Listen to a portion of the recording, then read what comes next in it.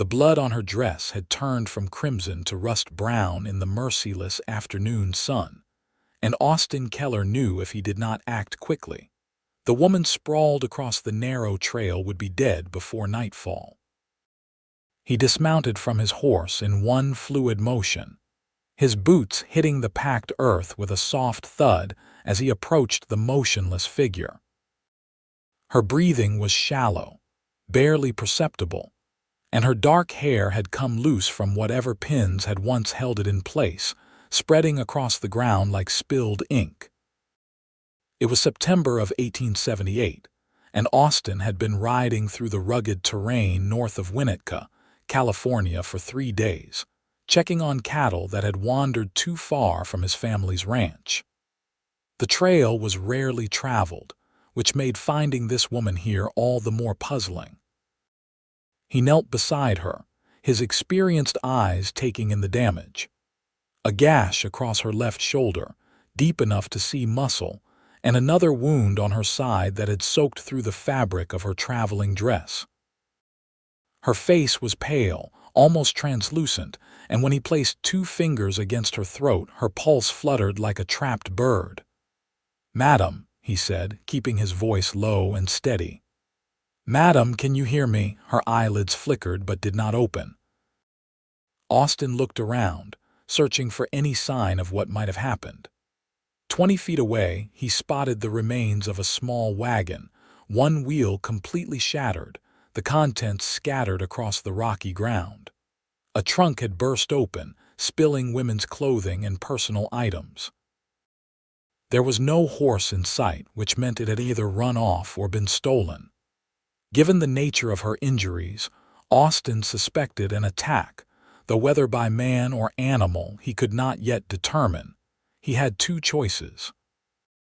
He could try to transport her back to town, a journey that would take hours and likely kill her given her current state, or he could treat her here and wait until she was stable enough to move. The decision made itself. Austin returned to his horse and retrieved his saddlebags, pulling out the medical supplies he always carried. His mother had taught him basic field medicine, insisting that a man who worked with cattle and rode alone for days needed to know how to handle injuries. He had stitched up cows, horses, and even himself on one memorable occasion. He had never worked on a woman before, but the principles remained the same. First, he needed water.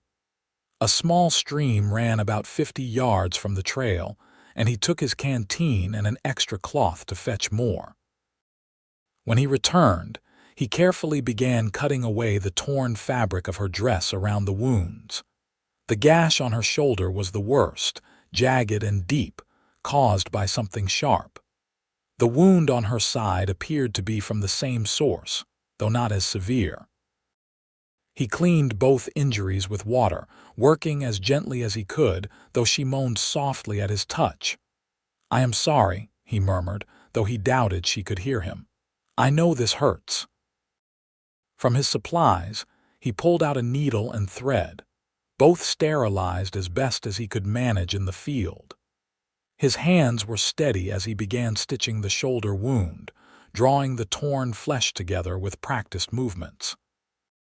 The work was delicate, requiring concentration, and sweat dripped down his face despite the cooling afternoon air.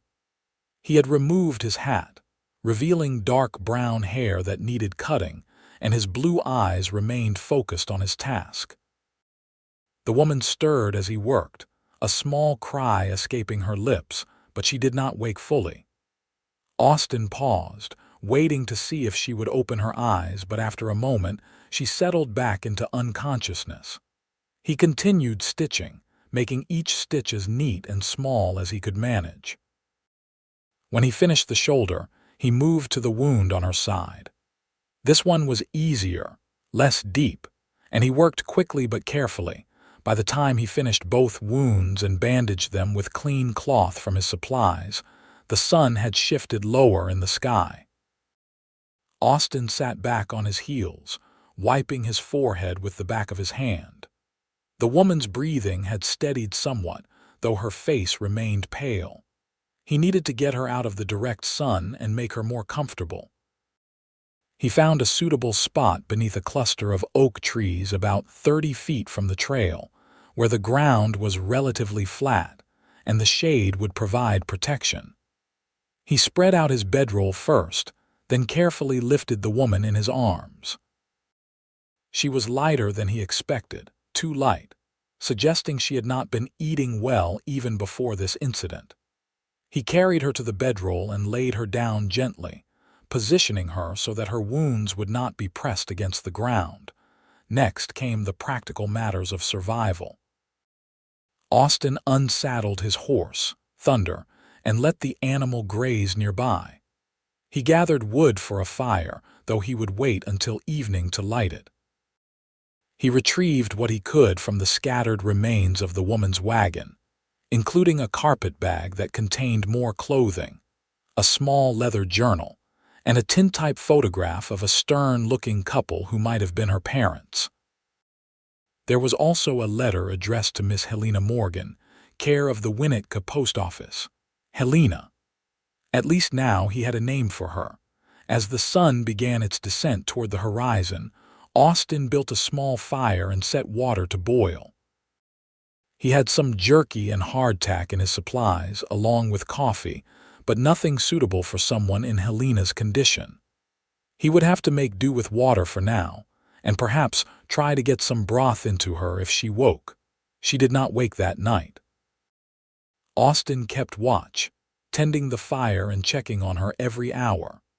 Her fever started sometime after midnight, her skin growing hot to the touch, and he spent the dark hours bathing her face and arms with cool water from the stream. Infection was the greatest danger now, and he knew the next few days would determine whether his stitching had been enough. Dawn broke clear and cool, painting the sky in shades of pink and gold. Helena's fever had broken sometime before sunrise, and her breathing seemed easier. Austin made coffee and ate a sparse breakfast, then set about checking her bandages. The wounds looked clean, no sign of infection yet, and his stitches were holding. He applied a poultice his mother had taught him to make from herbs that grew wild in these hills, crushing the leaves and mixing them with a bit of water to make a paste that would help prevent infection. It was mid-morning when Helena finally opened her eyes. Austin was sitting nearby, mending a torn strap on his saddle when he heard her make a sound. He looked up to find her staring at him with hazel eyes that held confusion and fear.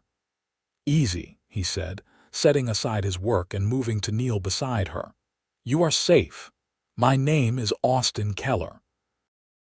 I found you on the trail yesterday, injured. Do you remember what happened?" Helena's lips moved, but no sound came out at first. Her throat was dry, parched from fever and lack of water. Austin slipped his hand beneath her head, lifting it slightly, and brought his canteen to her lips. She drank greedily at first, then more slowly as he cautioned her to take it easy. "Slowly," he said. "You have been out for more than a day." When she had drunk enough, he lowered her head back to the bedroll.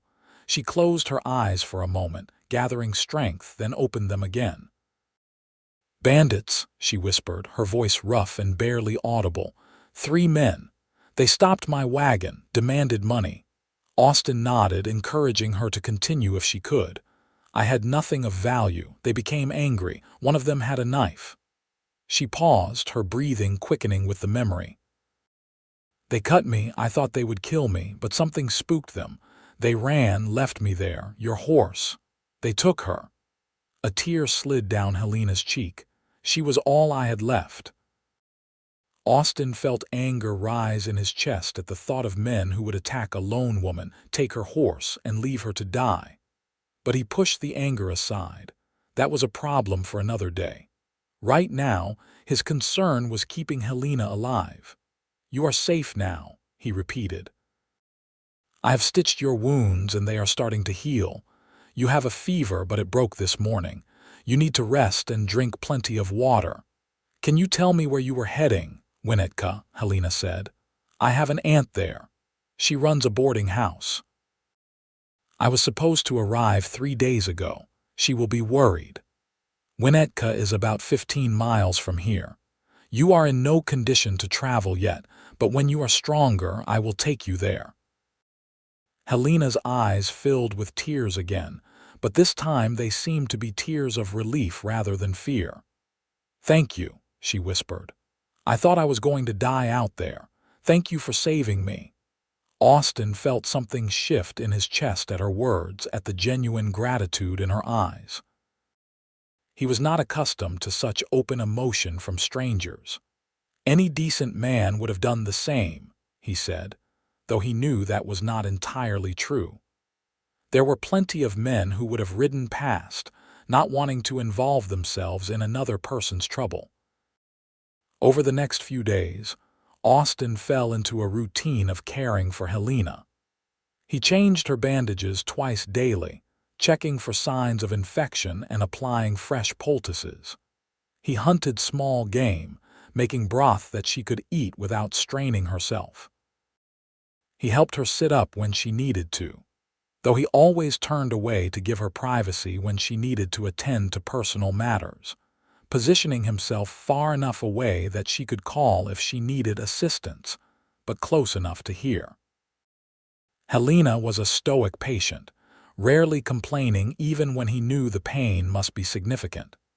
She slept often those first few days, her body working to heal itself. When she was awake, they talked in brief conversations that gradually grew longer as her strength returned. He learned that she was 22 years old, originally from Missouri.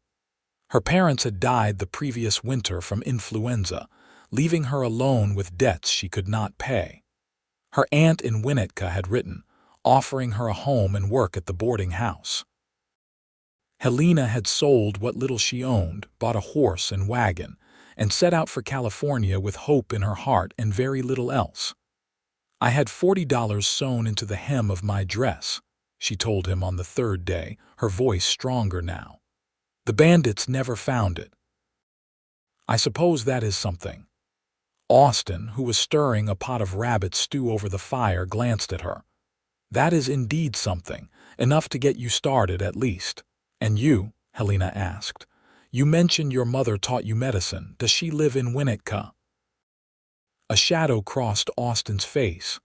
"My parents have a ranch about 10 miles south of town. I work there with my father and 2 brothers. My mother died 2 years ago, pneumonia." "I am sorry," Helena said softly. "It seems we have both lost people we loved." Their eyes met across the fire, and Austin felt that strange shift in his chest again, stronger this time.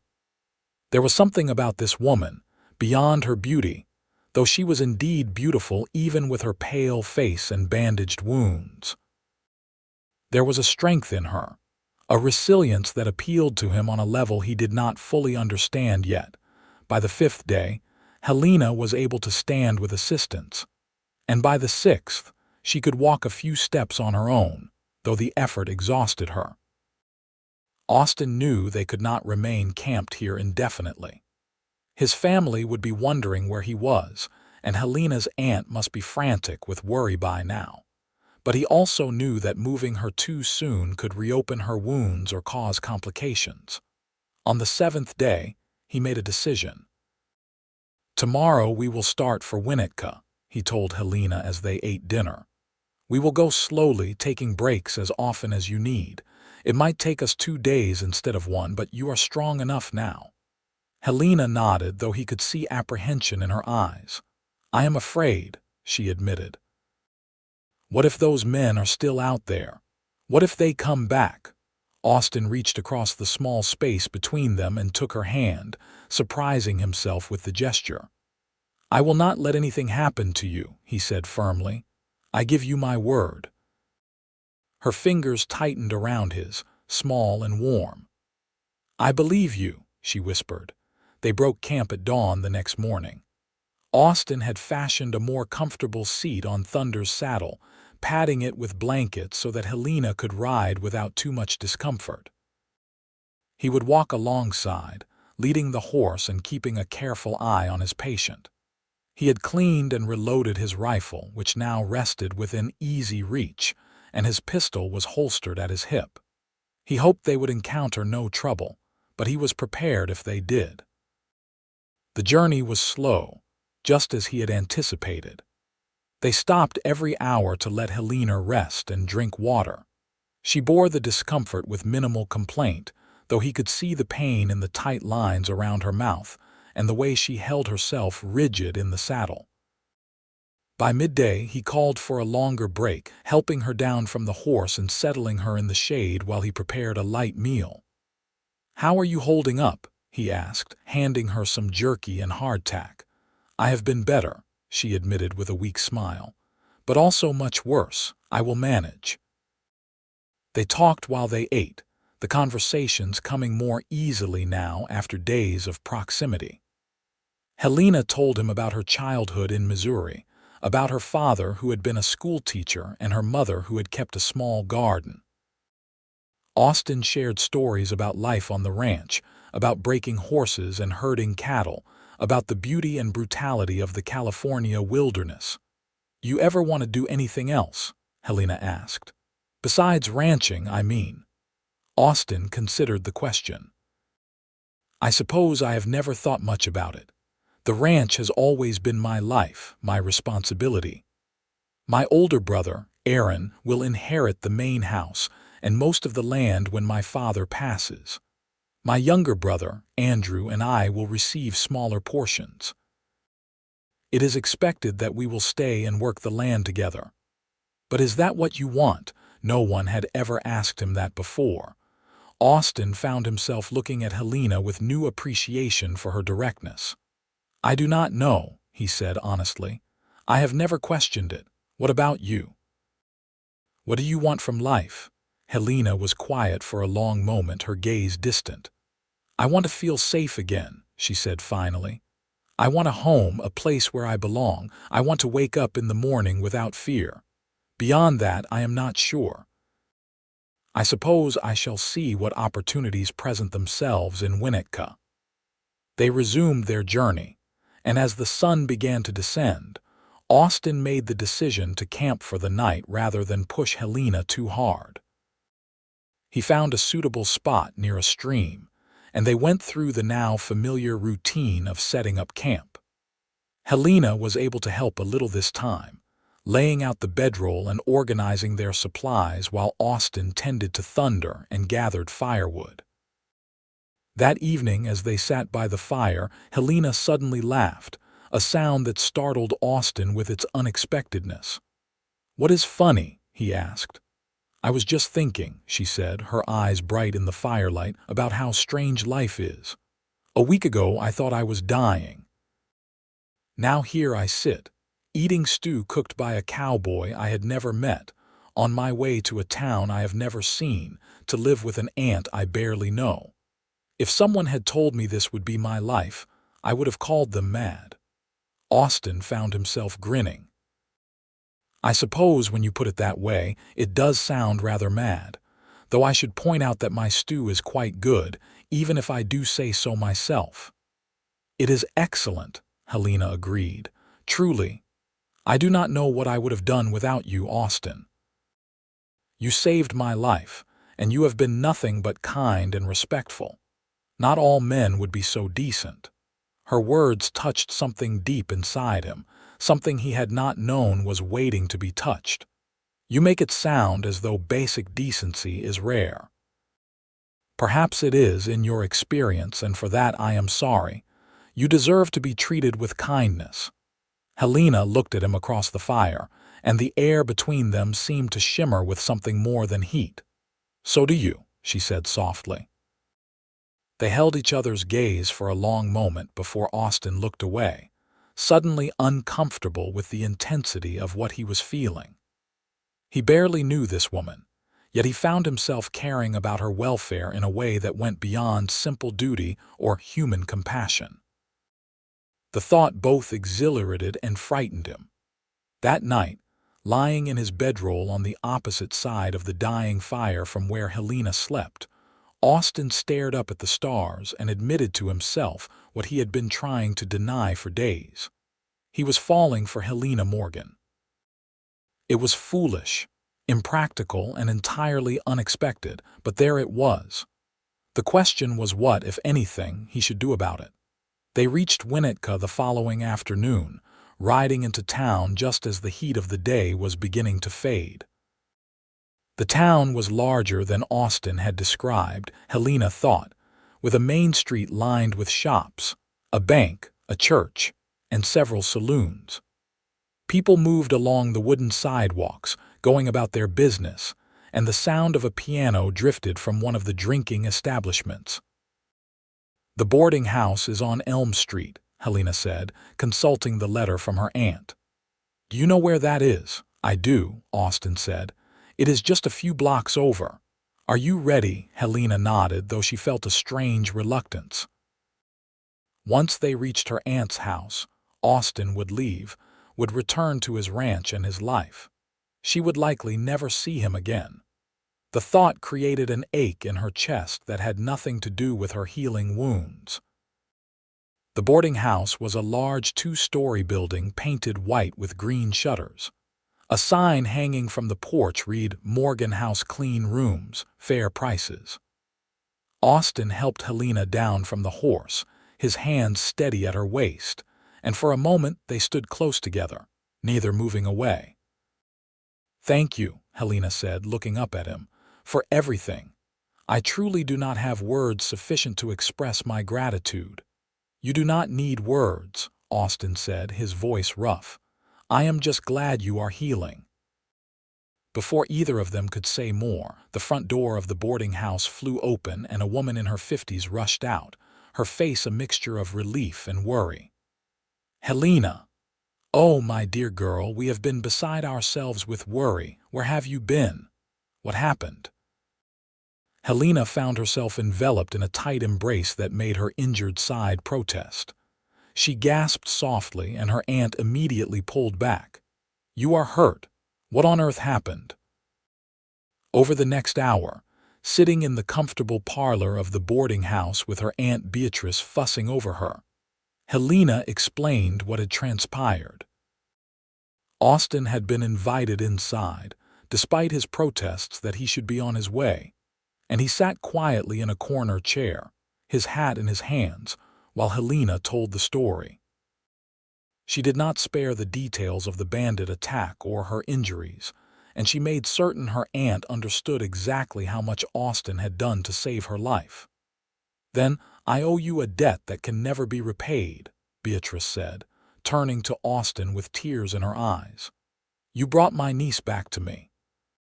Please, you must stay for dinner. It is the least I can do." Austin glanced at Helena and she found herself nodding encouragingly. "Please stay," she said. "I would like you to." "All right," Austin agreed. "Thank you, I would be honored." Dinner was a lively affair, with several of the boarding house residents joining them around the large dining table. Beatrice insisted that Austin sit next to Helena, and she served them both generous portions of roast chicken, potatoes, and vegetables. The conversation flowed easily, with the other boarders asking Austin about ranch life and Helena about her journey from Missouri. After dinner, while Beatrice was busy clearing the table with help from the other residents, Austin and Helena found themselves alone for a moment on the front porch. The sun had set, and the first stars were appearing in the darkening sky.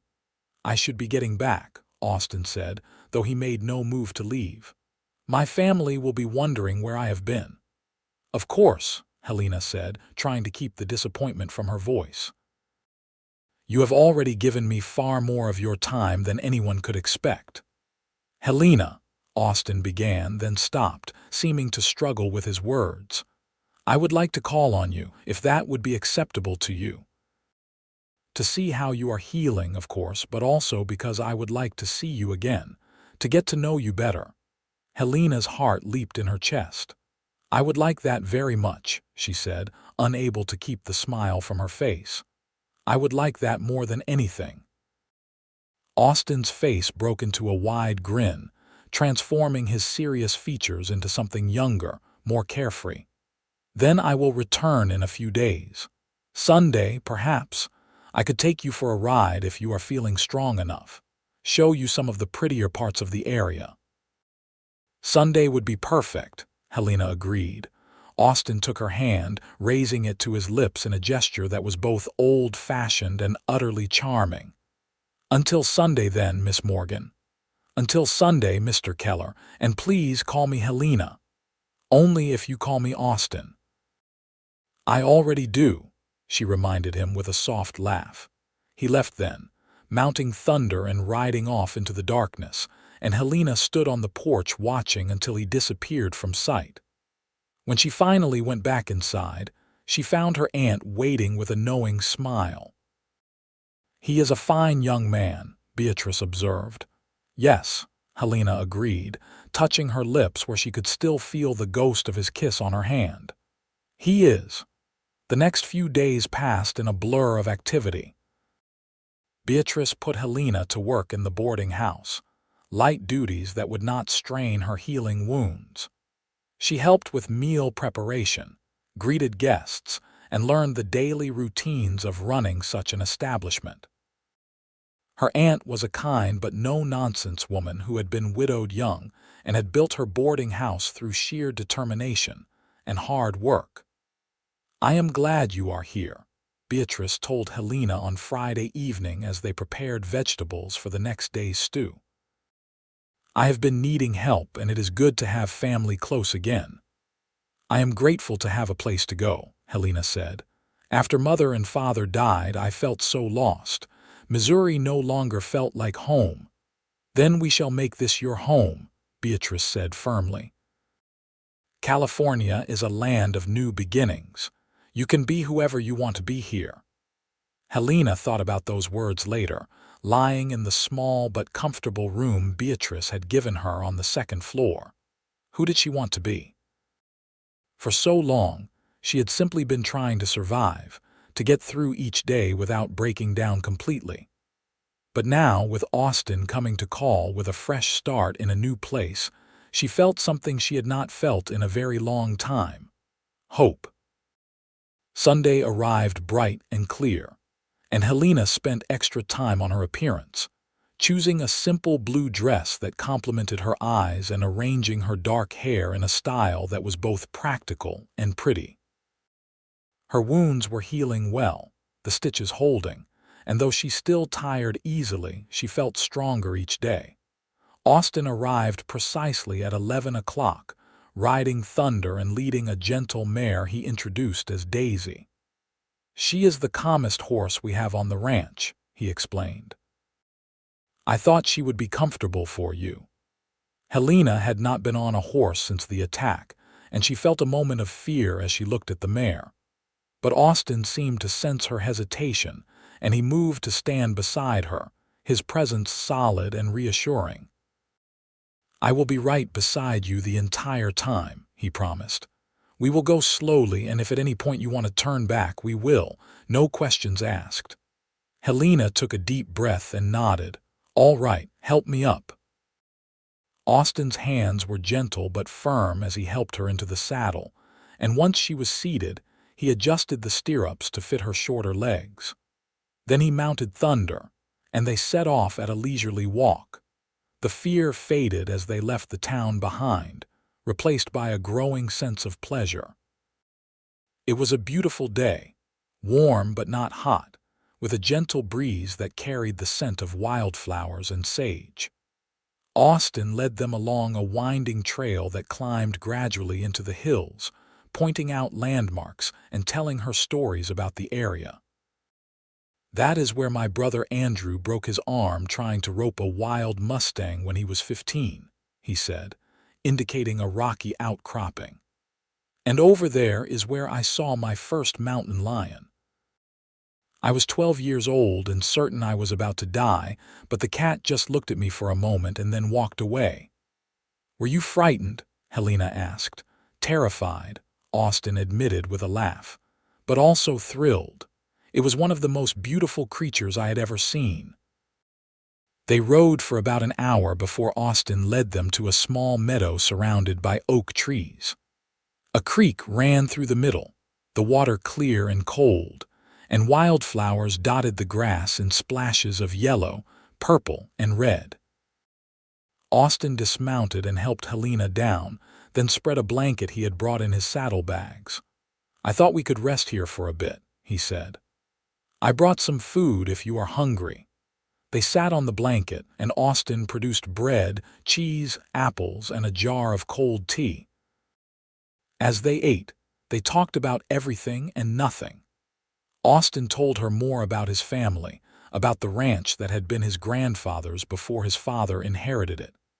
Helena shared more memories of her parents, of her father's love of literature and her mother's skill with a needle.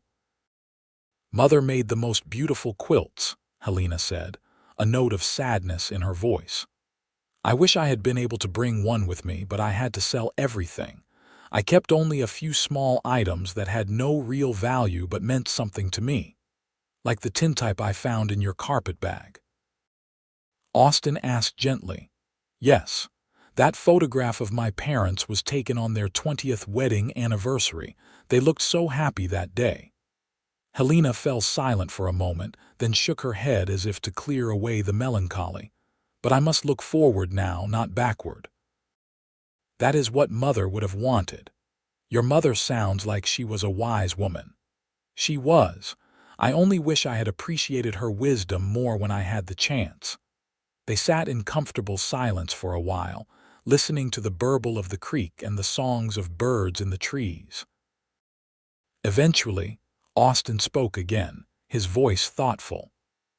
"Helena, I want you to know that I am serious about courting you. I know we have only known each other for a short time and under unusual circumstances, but I feel something when I am with you, something I have never felt before." Helena turned to look at him, her heart pounding. "I feel it too," she admitted. "I thought perhaps I was being foolish, that it was just gratitude or the aftermath of the trauma, but it is more than that. When you are near, I feel safe. I feel seen. I feel like myself again." Austin reached out and took her hand, threading his fingers through hers.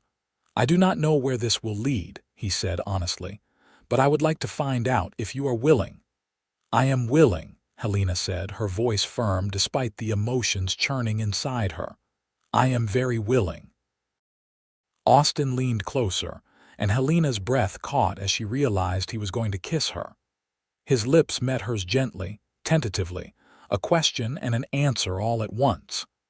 The kiss was sweet and brief, but it left her feeling dizzy and warm, as though the sun had suddenly grown brighter.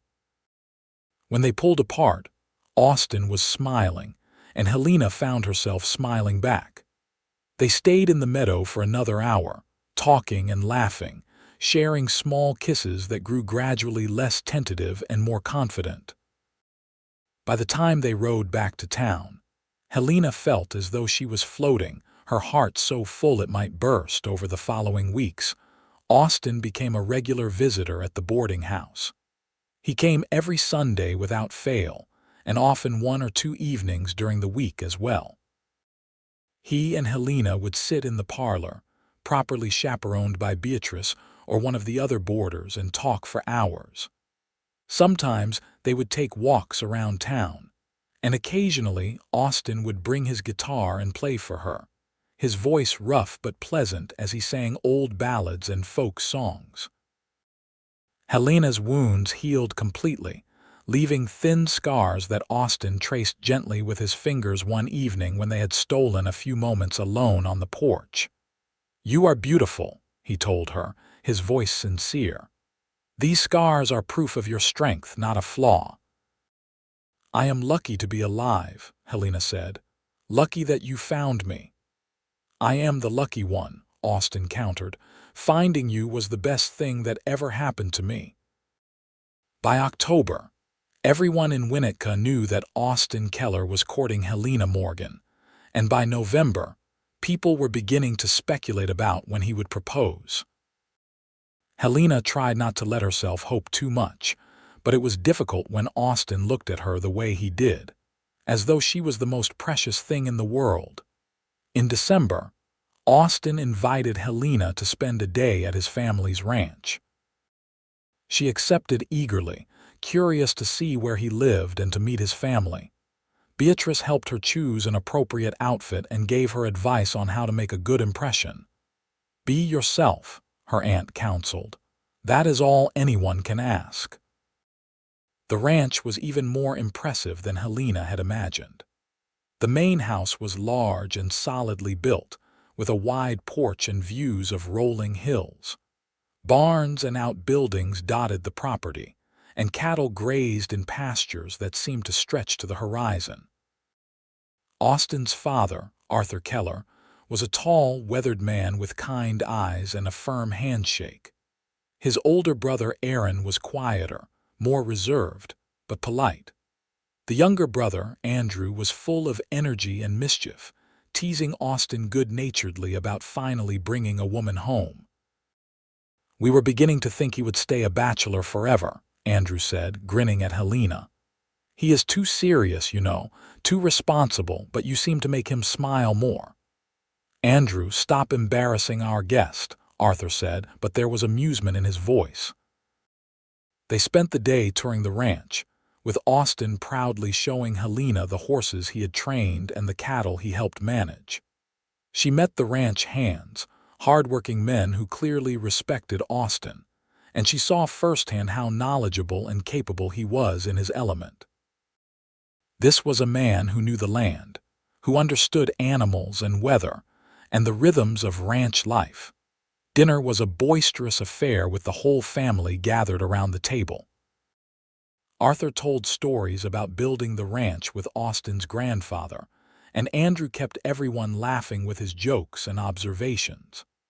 Aaron spoke mostly about ranch business, discussing plans for expanding their herd in the spring. Helena found herself relaxing, enjoying the warmth and camaraderie of this family. After dinner, Austin walked her to the porch where they could have a few moments of privacy. The sun was setting, painting the sky in brilliant oranges and purples, and the air had turned cool. "Your family is wonderful," Helena said. "Thank you for bringing me here." "They like you," Austin said. "My father told me earlier that he approves." "Approves?" Helena felt her cheeks warm.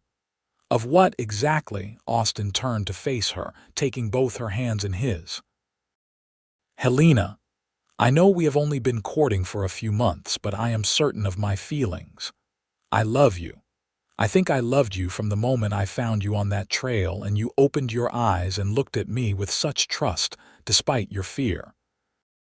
You are brave and kind and strong, and I want to spend the rest of my life with you."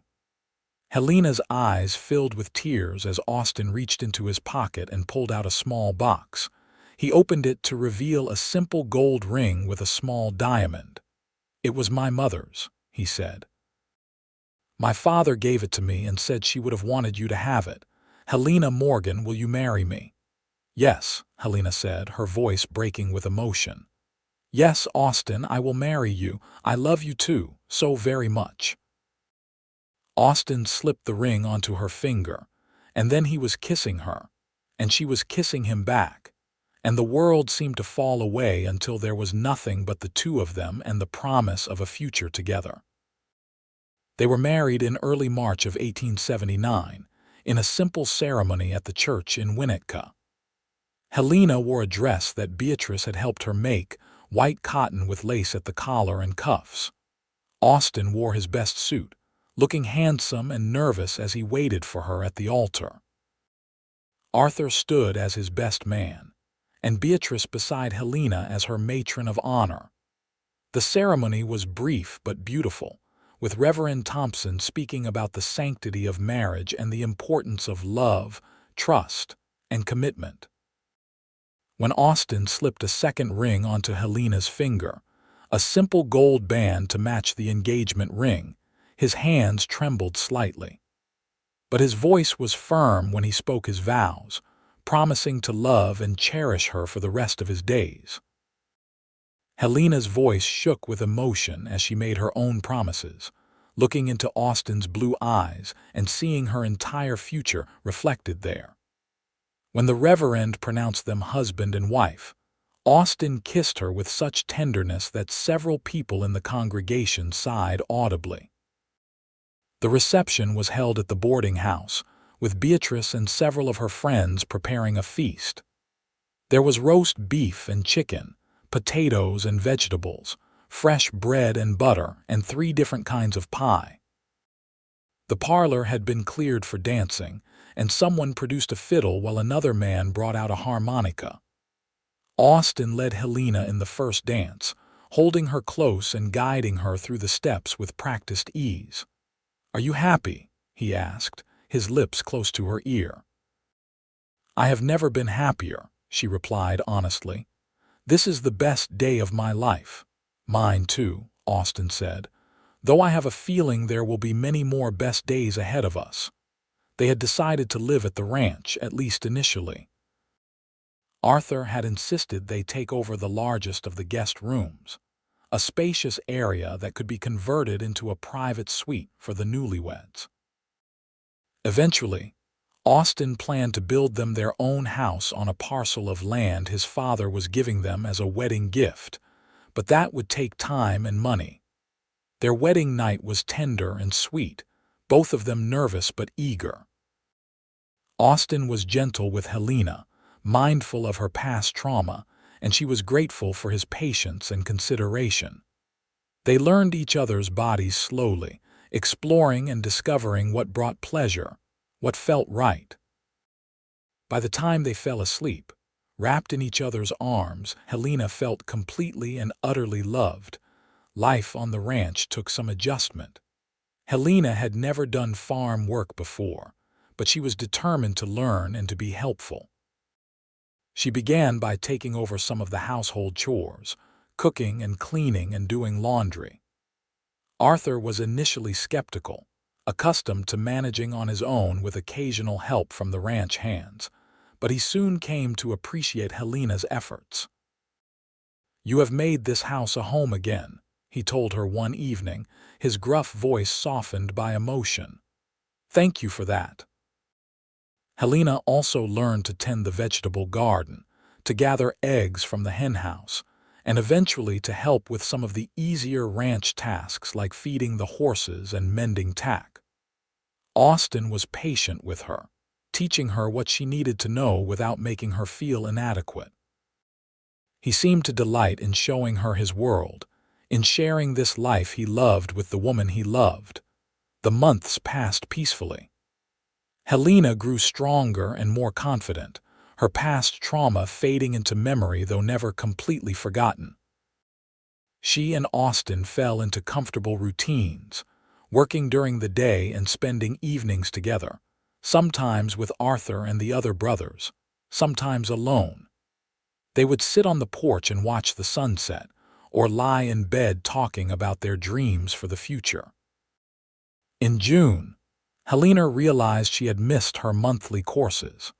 She waited another month to be certain before telling Austin, and when she finally shared the news that she was expecting a child, his reaction was everything she had hoped for. He picked her up and spun her around, laughing with pure joy, then set her down carefully as though she might break. "We are going to have a baby," he said, wonder in his voice. "Helena, we are going to be parents. Are you happy?" She asked, though she could see the answer written clearly on his face. "I am beyond happy. I am thrilled, terrified but thrilled." "Me too," Helena admitted with a laugh. "Both of those things exactly." The pregnancy progressed normally, and Helena bloomed under Austin's loving attention. He fussed over her constantly, insisting she rest more and work less, though she argued that she felt perfectly fine.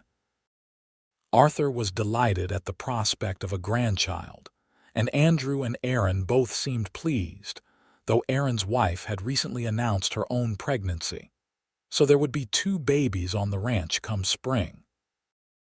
In February of 1880, during a cold snap that left frost on the ground, Helena went into labor. Austin was beside himself with worry, pacing the hall outside their room while the midwife and Beatrice tended to Helena. The labor was long, lasting through the night and into the next morning, but finally, as the sun rose on a new day, a baby's cry filled the house. The midwife opened the door and smiled at Austin.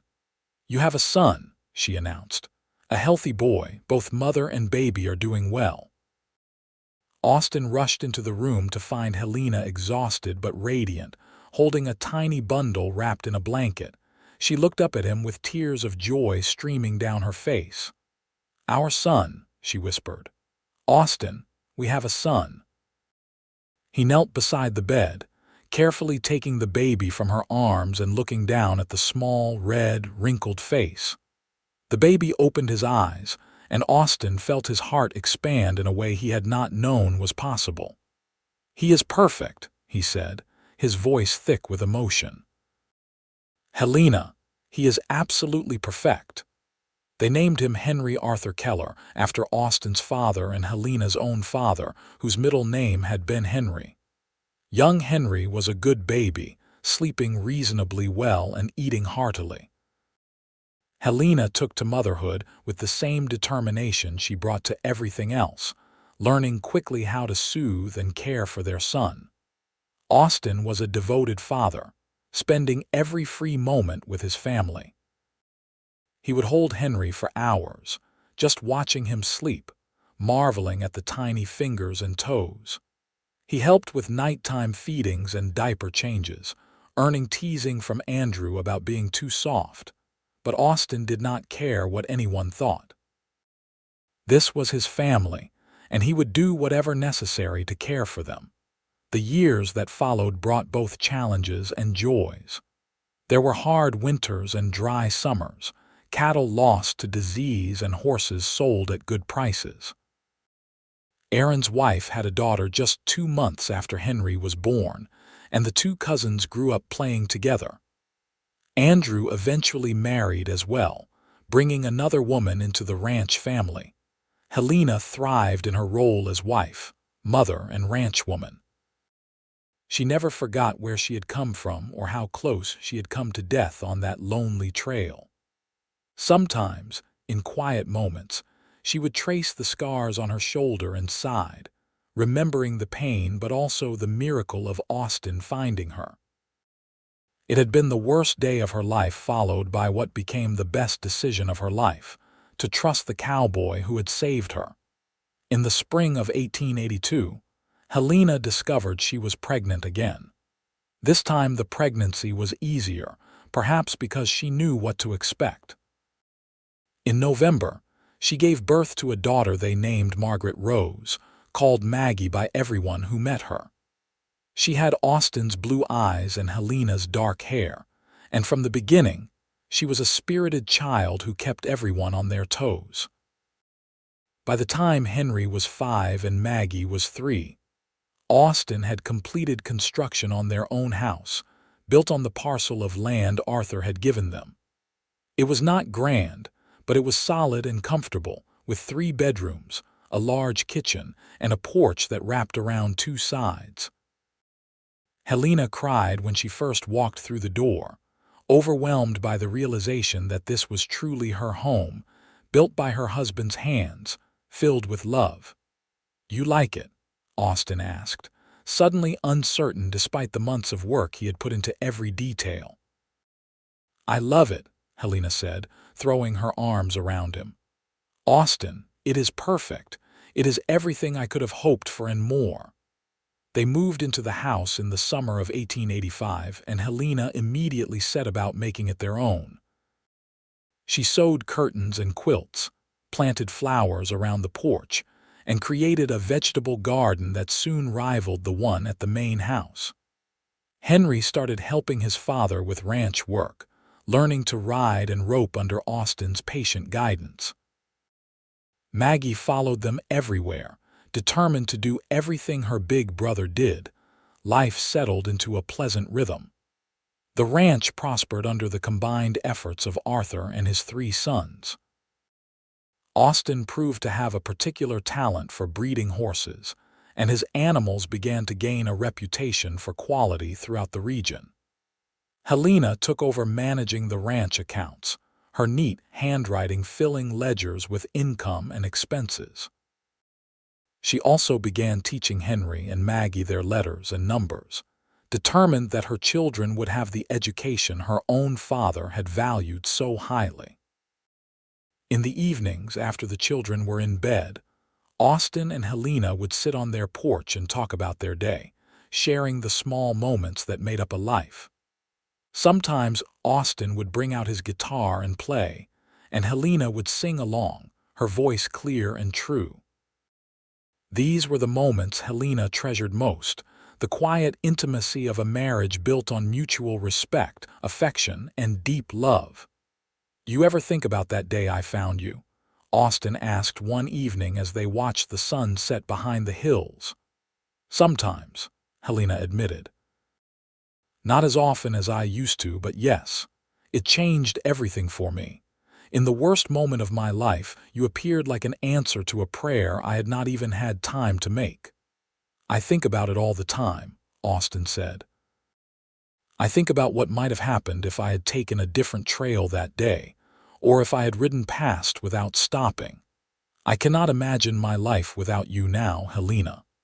You and the children, this life we have built together, it is more than I ever dreamed of having." Helena took his hand, lacing her fingers through his. "We were meant to find each other," she said. "I believe that. The path was hard and painful, but it led me to you. I would not change that, even knowing what I had to go through." "I love you," Austin said, pulling her close. "More today than yesterday, and more tomorrow than today." "I love you too," Helena whispered against his chest. "Always and forever." In 1888, Helena gave birth to twins, a boy and a girl they named Samuel and Sarah. The ranch house suddenly seemed very full, with 4 children ranging from 8 years old to newborn. Helena had her hands full managing the household and caring for the babies, but she had help. Arthur, now in his 60s, doted on his grandchildren, and Andrew's wife often came over to lend a hand. Even young Henry did his part, fetching water and entertaining his little sisters when needed. Austin worried about Helena, concerned that 4 children might be too much, but she laughed at his fears. "I am stronger than you think," she reminded him. "And besides, I have you. Together we can manage anything." She was right, of course. They managed, and more than that, they thrived. The children grew healthy and happy, learning the values of hard work and family loyalty. Henry showed signs of inheriting his father's skill with horses, while Maggie developed a talent for drawing, filling paper after paper with sketches of ranch life. The twins were still too young to show their particular gifts, but they were clearly bright and curious, always getting into mischief. The years continued to pass in a blur of birthdays and holidays, harvests and brandings, triumphs and occasional setbacks. Arthur Keller passed away peacefully in his sleep in the spring of 1892, surrounded by his family. It was a hard loss, but also a peaceful one, as he had lived a long, full life and left behind a legacy he could be proud of. Aaron took over primary management of the main ranch, while Austin focused on his horse breeding operation and his portion of the cattle herd. By the time Helena turned 40 in 1896, she had 6 children. A late surprise baby, born when she thought her childbearing years were behind her, arrived in 1894. A son they named Daniel completed their family.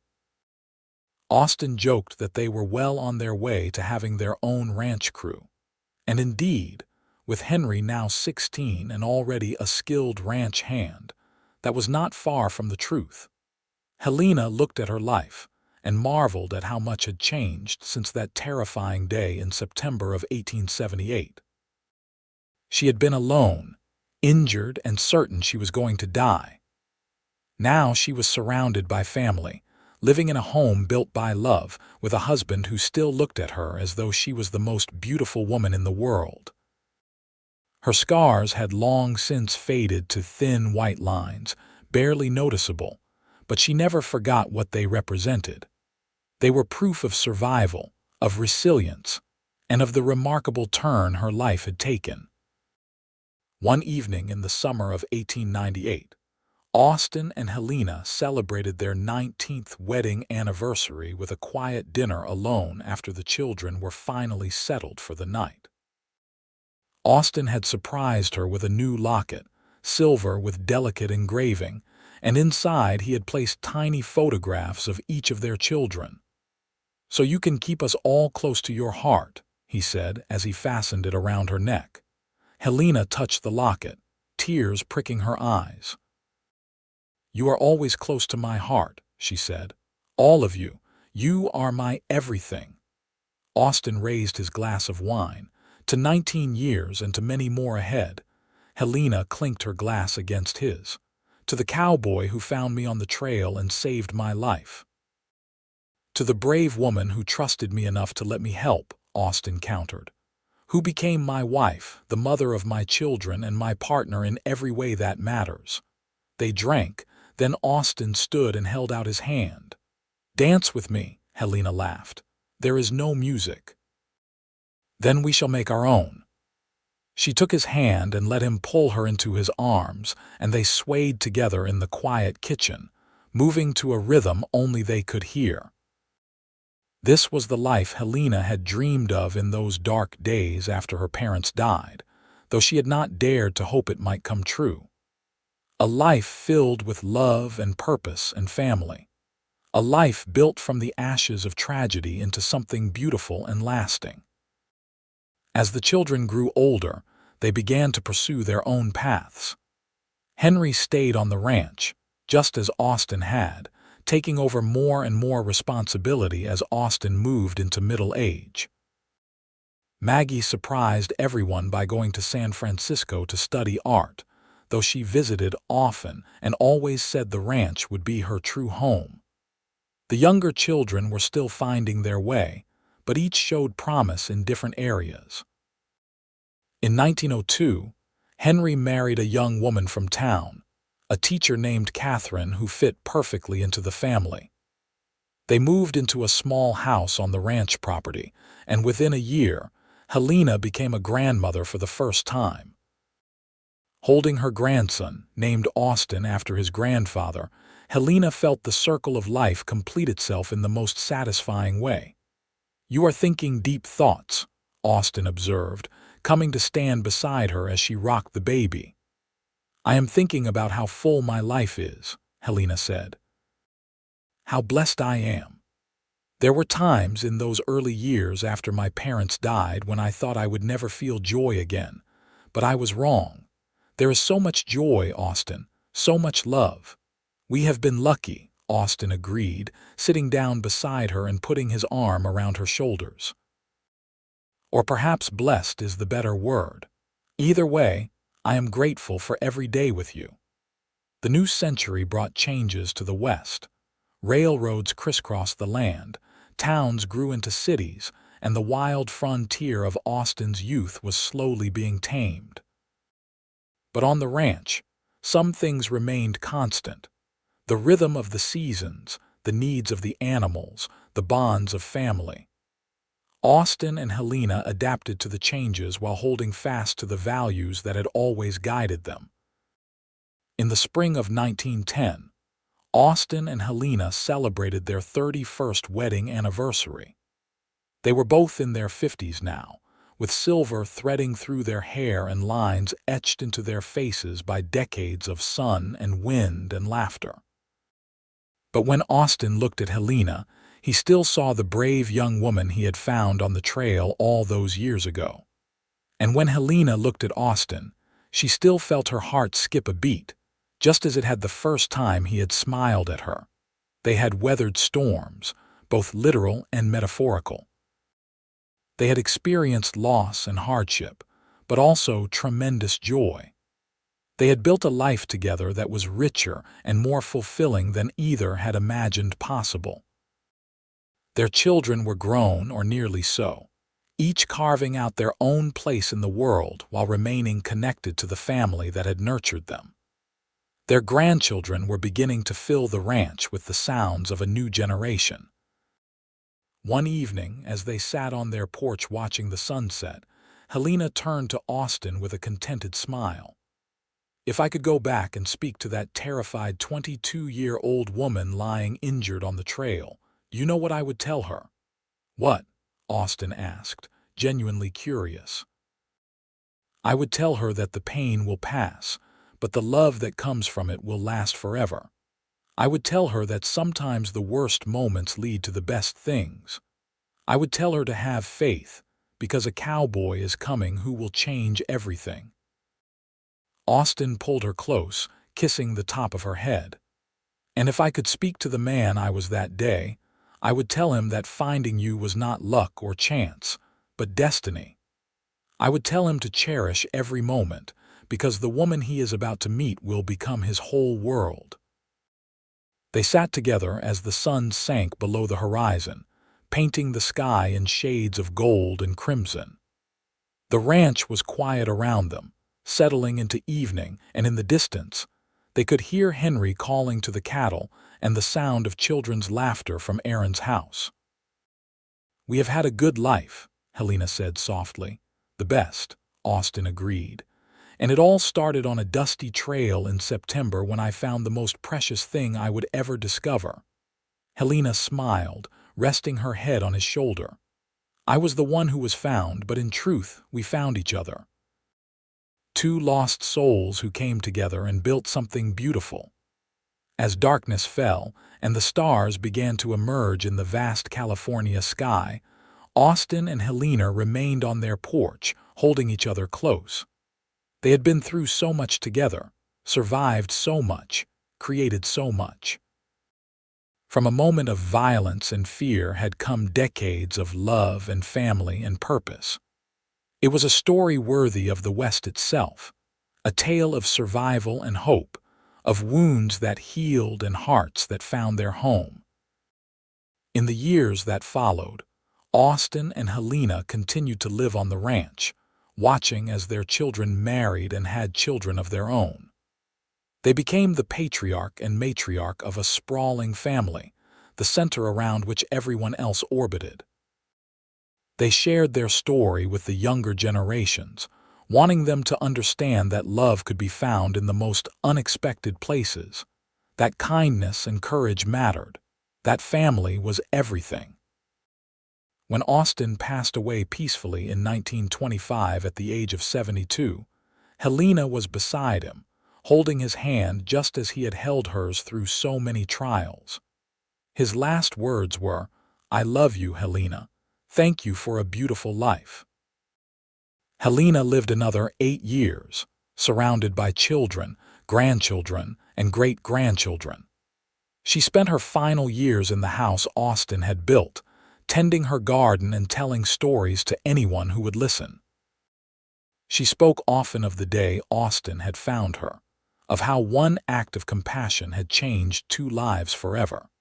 When Helena Morgan Keller died in her sleep in the spring of 1933 at the age of 77, her family gathered to mourn but also to celebrate a life well lived. She was buried beside Austin on a hill overlooking the ranch, with a simple headstone that read, "Beloved wife, mother, grandmother." She was found, and in being found, she found everything. The story of Austin and Helena became family legend, passed down through generations. It was a story of the Old West, of hardship and survival, but more than that, it was a story of love. Of a cowboy who stopped to help a stranger and found his soulmate.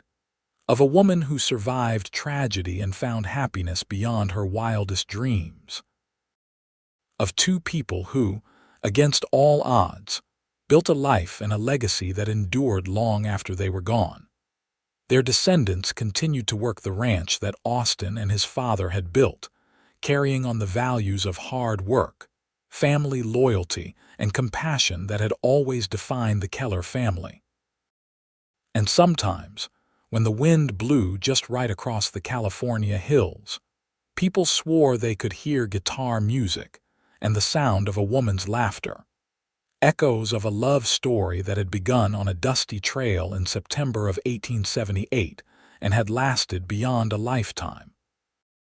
The house Austen built still stood, maintained lovingly by his great-grandchildren, a testament to the enduring power of love and commitment.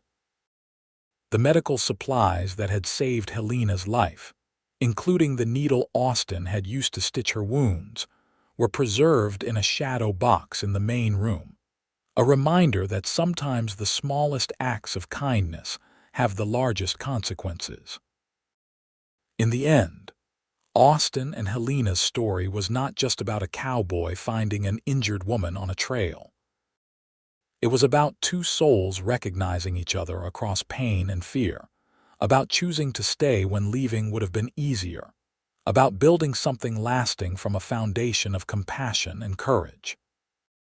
It was a love story for the ages, set against the backdrop of the American West, proving that even in the hardest of times and places, love could not only survive but flourish. Their love had healed more than just physical wounds. It had healed hearts, created family, and left an indelible mark on everyone who knew them. And that, perhaps, was the greatest legacy of all.